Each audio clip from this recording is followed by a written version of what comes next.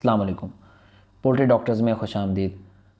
हमारे चैनल को सब्सक्राइब कर दें ताकि आप मज़ीद मालूमात हासिल कर सकें। आम तौर पर पोल्ट्री फार्म पर जब भी पेट फूल जाए, गुर्दों की सोजश हो जाए, जिगर की ख़राबी हो जाए या माहौलियाती तनाव हो या अद्वियात का ज़्यादा इस्तेमाल हो तो एक टर्म इस्तेमाल की जाती है कि इन मुर्गियों की फ़्लशिंग करवा दी जाए। चाहे वो देसी मुर्गियाँ हों, चाहे वो कमर्शियल पोल्ट्री हो, हर जगह पर फ़्लशिंग लाजमी करवाई जाती है। तो इस वीडियो में हम देखेंगे कि फ़्लशिंग क्या है, क्यों की जाती है, कैसे की जाती है और कब करें। अगर आपने घरेलू पैमाने पर मुर्गियाँ रखी हैं तो फ़्लशिंग कैसे करवाएं। अगर आपने कमर्शियल लेवल पर पोल्ट्री रखी है तो फ़्लशिंग कैसे करवाएं। सबसे पहले समझते हैं कि फ़्लशिंग क्या है। आमतौर पर फ़्लशिंग किसे कहते हैं कि अगर हम पानी के प्रेशर के साथ किसी चीज़ को साफ़ कर दें तो उसको फ़्लशिंग कहते हैं। यही चीज़ पोल्ट्री में है कि आप पानी के इस्तेमाल से या किसी भी मेडिसिन के इस्तेमाल से अगर आप प्रेशर के साथ उसकी अंतड़ी, जिगर या गुर्दों की सफाई कर दें, इसको फ़्लशिंग कहते हैं। अब देखना ज़रूरी है कि फ़्लशिंग क्यों की जाती है।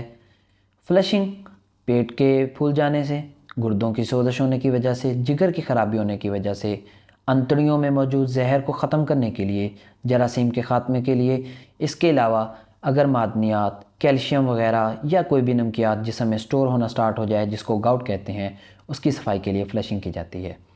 अगली चीज़ देखते हैं कि फ़्लशिंग कब करें। अगर आप लेयर या ब्रीडर में हैं तो आपको 2 से 3 माह के अंदर एक दफ़ा फ़्लशिंग लाजमी करवानी चाहिए, या अगर आपने एंटीबायोटिक का कोर्स करवाया है तो 2 दिन बाद आप लाजमी फ़्लशिंग करवाएं, ताकि अगर कोई भी दवाई आपके गुर्दों की सोजश की ख़राबी की वजह बनी है तो गुर्दों की सफाई हो जाए। अगर आप ब्रॉयलर में हैं तो आप जब भी कोर्स स्टार्ट करवाएं, इससे पहले या 2 दिन के बाद आप एक दफ़ा फ़्लशिंग लाजमी करवा लें। आमतौर पर जब पहले दिन का चूज़ा आता है तो उसकी एक दफ़ा फ़्लशिंग लाजमी करवाते हैं। इसके अलावा आप देखते हैं कि फ़्लशिंग कैसे की जाए। अगर आप घरेलू पैमाने पर पोल्ट्री रख रहे हैं तो आप नौशादर, कलमी शोरा, मीठे सोडे को इस्तेमाल करके आप फ़्लशिंग कर सकते हैं। लेकिन अगर आपने कमर्शियल लेवल पर पोल्ट्री रखी है तो मार्केट में फ़्लशर्स अवेलेबल हैं, जो कि गुर्दों के लिए किडनी फ़्लशर अलहदा आते हैं, ओवरऑल फ़्लशिंग के लिए कुछ फ़्लशर्स मौजूद हैं। इनको इस्तेमाल करके आप सिट्रालका को इस्तेमाल करके आप फ़्लशिंग करवा सकते हैं। अब देखते हैं कि दूध और चीनी को इस्तेमाल करके कैसे फ़्लशिंग करते हैं। 1 लीटर के हिसाब से 50 ग्राम चीनी और 30 ml दूध को इस्तेमाल करके भी आप फ़्लशिंग कर सकते हैं। अगर आपके पास मार्केट अवेलेबल फ़्लशर है तो आप इसको 2 ग्राम पर लीटर के लिहाज से इस्तेमाल कर सकते हैं। अगर आपने सिट्राल का इस्तेमाल करना है 2 सीसी पर लीटर के लिहाज से इस्तेमाल करें। अगर आपने मीठे सोडे को या कलमी शोरे को इस्तेमाल करना है तो 5 ग्राम फ़ी लीटर के लिहाज से आप इस्तेमाल कर सकते हैं। नौशादर, कलमी शोरा और मीठे सोडे और गुड़ के इस्तेमाल की वजूहात ये हैं कि अगर आप नौशादर को इस्तेमाल करें तो ये किडनी फ़्लशर, जिगर की सफाई और पेट में पानी की यूज़ ख़त्म करने के लिए नौशादर को इस्तेमाल किया जाता है। कलमी शोरा जो कि सांस की नाली को ठीक करने के लिए इस्तेमाल किया जाता है। आप गुड़ की बात करें तो ये अंतड़ियों की सफाई, इसके अलावा एनर्जी सोर्स के तौर पर इस्तेमाल किया जाता है। मीठे सोडे को निज़ाम हज़म को बेहतर बनाने के लिए इस्तेमाल किया जाता है। अब हम अगर एहतियाती तदाबीर देखें तो फ़्लशिंग जब भी आप एंटीबायोटिक इस्तेमाल करना चाहें, कोर्स को इस्तेमाल करना चाहें, तो उससे 1 दिन पहले और उससे 1 दिन के बाद आपने फ़्लशिंग नहीं करनी। अगर आपने वैक्सीन करवानी है तो वैक्सीन से 1 दिन पहले और वैक्सीन से 1 दिन के बाद आपने फ़्लशिंग नहीं करनी। कम से कम 1 दिन का गैप आपने ज़रूर रखना है। अगर मुर्गियों के अंदर पेचश है, खूनी पेचश है, या अगर कच्ची बिट्ठे आ रही हैं, लूज़ ड्रॉपिंग्स आ रही हैं, तब भी आपने फ़्लशिंग नहीं करवानी। फ़्लशिंग को आप तभी इस्तेमाल करें अगर अंतड़ियों में कोई मसाइल आ रहे हैं, गुर्दों की सोजश है।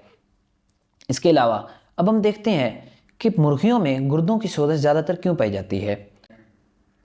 मुर्गियों में मेडिसन्स को जब इस्तेमाल किया जाता है तो ज़्यादातर मेडिसन जिनमें एंटीबायोटिक या एनसेड्स यानी कि बुखार के लिए जो दवाई है वो या तो गुर्दों में या जिगर में जज़ब होती है।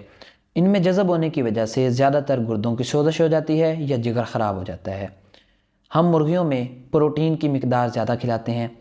अब जिस्म के अंदर प्रोटीन जज़ब होकर, हज़म होकर यूरिया या यूरिक एसिड में कन्वर्ट होती है, लेकिन पोल्ट्री में यूरिया में कन्वर्ट ना होने की वजह से तमाम की तमाम प्रोटीन यूरिक एसिड की शक्ल में जज़ब हो जाती है। जब यूरिक एसिड मिकदार में ज़्यादा हो जाता है, ज़्यादा होने की वजह से गुर्दों को ज़्यादा काम करना पड़ता है, जिसकी वजह से गुर्दों की ख़राबी हो जाती है, गुर्दों की सोजश हो जाती है, जिसको नेफ्राइटिस कहते हैं। इसके लिए फ़्लशिंग ज़रूरी है।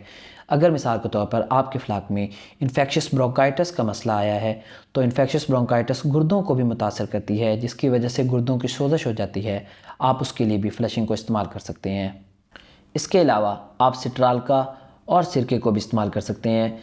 सिट्रालका किडनी फ्लशर है, यानी कि गुर्दों को साफ़ कर देता है। अगर आप सिरके को इस्तेमाल करें तो आपको पता है कि सिरका एसिडिक पीएच का हामिल है, मतलब 2 से 3 पीएच होती है, जबकि पोल्ट्री में डाइजेस्टिव सिस्टम के पार्ट्स में भी 2 से 3 पीएच मौजूद होती है, जिसकी वजह से निज़ाम बेहतर होता है, खुराक की नाली की सफाई हो जाती है और बहुत से माइक्रोब्स और पैथोजेंस इस पीएच पर आकर ख़त्म हो जाते हैं।